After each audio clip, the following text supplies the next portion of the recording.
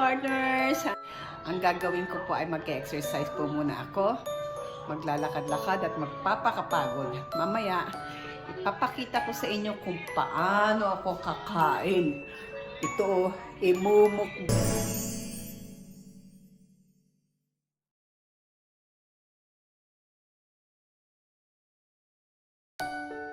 Gaano karami? Banana? Hindi ko na yata kaya.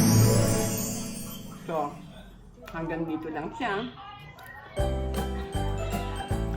At meron akong grapes.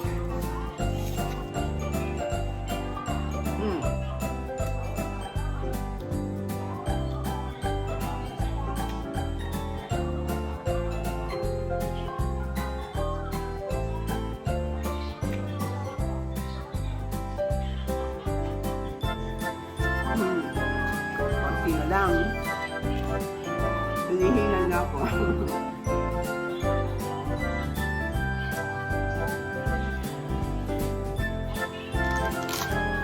Meron pang cake.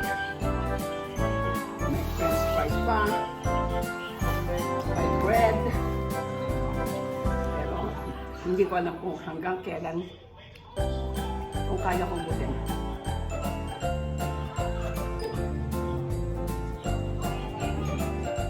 Dinner time.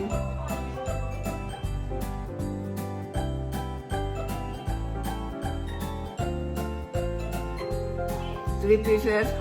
Hindi ko na kaya ubusin. Kasi kakain pa ako ng strawberry.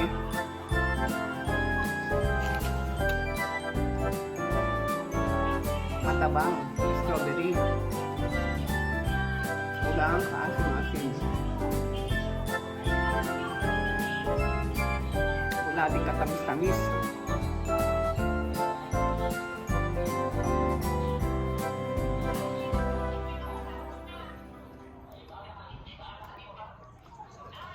Hindi ko talaga kaya ubusin. Magka-apple naman ako ngayon. Hindi ko talaga kaya imukbang. Ito na siguro pinaka-last ko. Pinaka-juice ko. Nakita nyo? Kung gano'n takaw tingin, hindi rin po naubos. Ganon lang po siya. So, i-rep ko na lang at bukas ko na lang siya kakainin.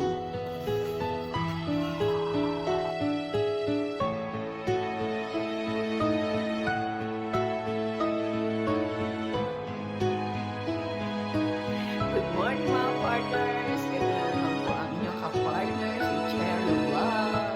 At ngayon ay 13 days of quarantine ko na. Kaya ang ginagawa ko, nag-exercise na lang ako, kumakain, at hindi pa ako nagtitiklop ng aking pinagsigaan. Ay, ang gulo-gulo.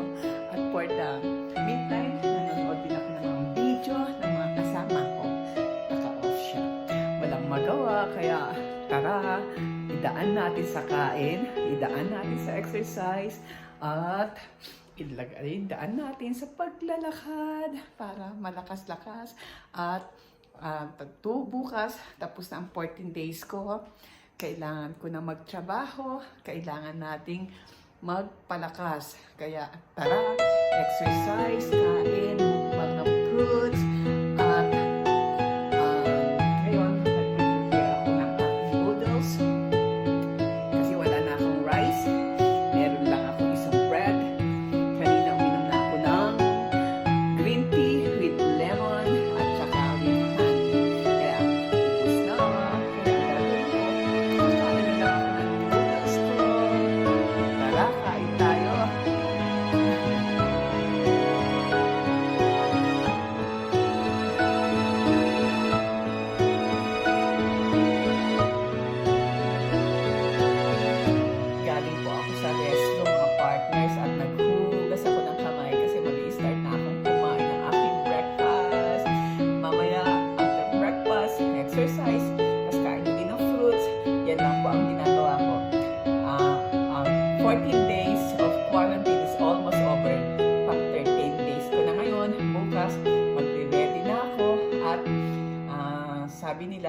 lilipat ulit kami ng another hotel, yung malapit sa trabaho. Kasi ito pong hotel na to malayo sa trabaho ko.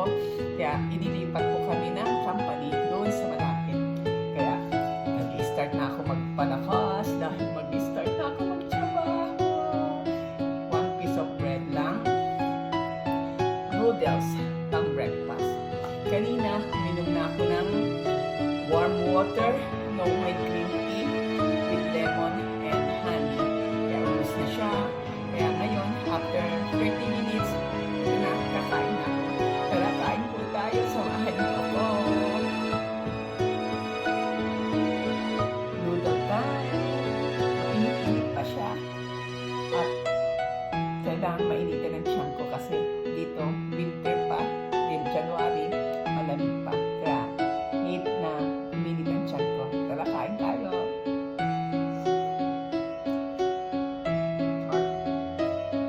Ang aking 1 piece of bread, nilagyan ko siya ng jelly, grape jelly.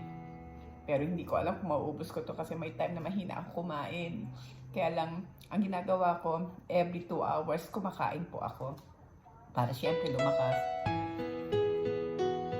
Mga partner, hirap ko talaga ng nagkasakit. Nakasurvive ako. At siguro may purpose, kaya nakasurvive ako. Kaya, tara, kain pa tayo. Ewan ko kung tama itong combination. Noodles and bread.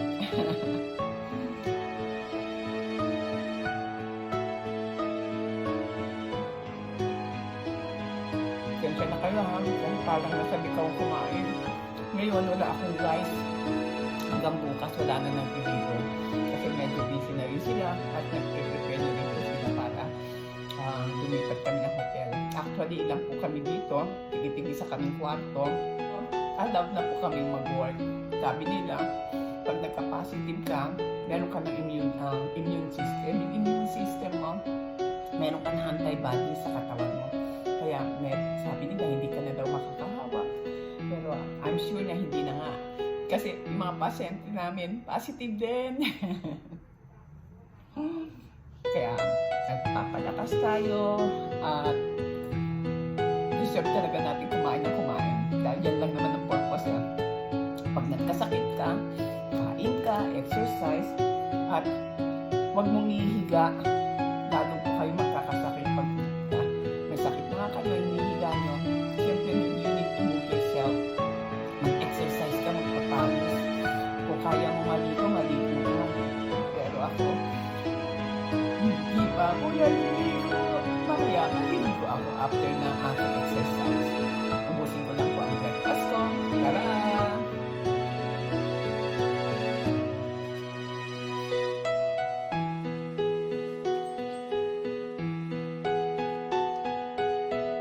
Ang lakas ko pa nang kumain. Yun yung 1 piece ng bread na ubos ko. Dati hindi ako nakakaubos. At malapit na rin siyang maubos. Talaga nagpapalakas tayo mga friend.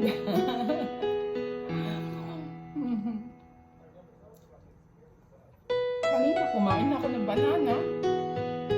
Kanina pagising ko, siyempre first of all nag-pray ako. Pasalamat dahil nagising pa tayo. Tapos, after nun, nagtimpla ako ng aking green tea, warm, with lemon, ginger, and honey. Tapos, after 30 minutes, kumain ako ng 1 piece na banana. Marami pang banana. Kumain na rin po ako ng 1 piece niyan. Tapos, after 30 minutes, noodles, nag-bread, at sino ba naman hindi tataba? Lahat kinakain ko dito. Mamaya meron pa akong orange.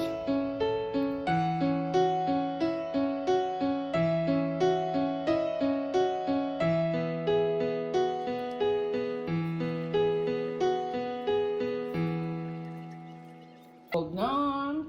After nyan, ang aking vitamins, I'll take it twice a day. 1,000 siya. Tapos mamaya, 1,000 ulit. Anyway, we are allowed to take 2,000 a day. So, hindi na masama. After ng 2,000, hindi na pwede kasi sabi nila, nakasira din niya ng liver. Meron din akong vitamin B12. At ang aking vitamin D3. Kasi hindi ko ako makatabas. Hindi ako makapagpa-araw sa labas. Hindi po nawawala sa akin ng Tylenol, pero I'm glad that hindi ko tinitake siya kasi wala naman po ako nararamdaman. This is in case only na kung may maramdaman akong lagnat. Siyempre, I will take it every 6 hours. Check ang temperature. Pero sa situation ko, hindi po ako nag-take dahil napaka-healthy ko naman po. Nahirapan lang ako nung first day. At yun yung nagtay ako, nilagnat ako. Yung pala, nag-positive na ako. Kaya, I'm glad that I'm a survivor. Ubusin ko lang po ito mga partners ha.